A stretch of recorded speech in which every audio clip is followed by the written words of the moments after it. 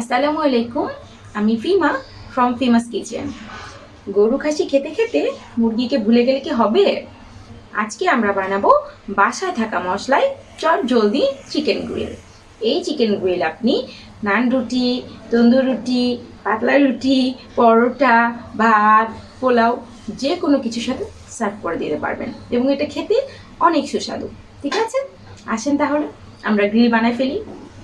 Grill করার জন্য আমি প্রথমেই চিকেন নিয়ে নিব। চিকেনের থাই এবং রানের যে অংশটা আছে একসাথে, সেটা 2 পিস আমি নিয়ে নিয়েছি এবং চাকু দিয়ে খুব ভালো করে সব দিকে কেটে নিব, যাতে করে মশলা খুব ভালো করে ঢুকে যায় মাংসের ভিতরে। তারপর আমি এখানে ম্যারিনেট করার জন্য প্রথমে দিয়ে দিচ্ছি স্বাদমতো লবণ, 1 চা চামচ আদা বাটা, 1 চা চামচ রসুন বাটা, 1 চা চামচ জিরা বাটা। তারপর দিয়ে দিচ্ছি 2 চা চামচ মরিচের গুঁড়া। আপনি যদি ঝাল একটু কম খেতে চান, মরিচের গুঁড়াটা একটু কম দিবেন, বাট এটা একটু ঝালঝালি ভালো লাগে। তারপর দিয়ে দিচ্ছি 1 চা চামচ ফিমাস স্পেশাল কাবাব মশলা আর 3 চা চামচ টক দই। তারপর দিয়ে দিচ্ছি বেশ খানিকটা টমেটো কেচাপ। এরপর আমরা মশলাগুলোকে মাংসের সাথে মেখে নিব। এমনভাবে মাখবো যাতে করে মাংসের প্রতিটা দিকে মশলাগুলো পৌঁছে যায়।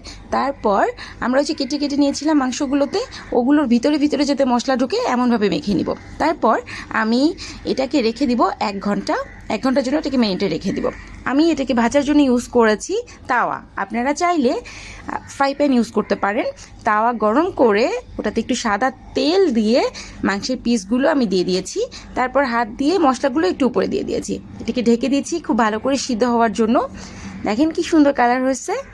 এই গ্রিল যে এত সুস্বাদু হয়, একবার বানান, তারপর আপনার বাইরের গ্রিল আর ভালোই লাগবে না। হোটেলের গ্রিলের স্বাদকেও হার মানায় দিবেন বাসায় বানানো এই গ্রিল। অলমোস্ট 1 পাশ হয়ে গেছে। আমি এখন গ্রিলের পিসগুলোকে উল্টাই দিচ্ছি। দেখেন 1 পাশ কিন্তু হয়ে গেছে, মাংসগুলো সিদ্ধ হয়ে গেছে, ভালো করেই বোঝা যাচ্ছে। আর কালারটা তো জোস আসছে। রুটি, পরোটা, ফ্রাইড রাইস যে কোনো কিছুর সাথে এই গ্রিলটা একদম জোস যায়। আমি এরপরে গ্রিলগুলো আরেকবার উল্টাই দিয়ে ওই যে আমার মশলা ছিল একটু, মুরগি যেখানে ম্যারিনেট করে রাখছিলাম সেই মশলাটা আমি ব্রাশের সাহায্যে আবার মাংসের পিসের উপরে আবার একটু করে দিয়ে দিব।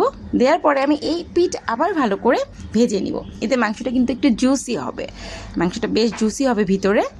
আমি মশলাগুলো দিয়ে দিচ্ছি। মশলাগুলো দেওয়া হয়ে গেলে আমি আবার এটাকে উল্টাই এটাকে বেশ ভালো করে ভেজে নিব। দেখেন আমার গ্রিল কিন্তু রেডি। এত সুন্দর কালার আসছে আর এত সুন্দর ঘ্রাণ বের হয়েছে। অবশ্যই অবশ্যই বাসায় ট্রাই করবেন, সবার সাথে একসাথে খাবেন, নিজের যত্ন নেবেন। যতক্ষণ আপনি নিজে ভালো থাকবেন ততক্ষণ আপনি সবাইকে নিয়ে ভালো থাকতে পারবেন। তো ভালো থাকেন, মজার মজার রান্না করে বাসার সবাইকে নিয়ে খান। ওকে, আবার কথা হবে নেক্সট ভিডিওতে। আল্লাহ হাফেজ, আসসালামু আলাইকুম।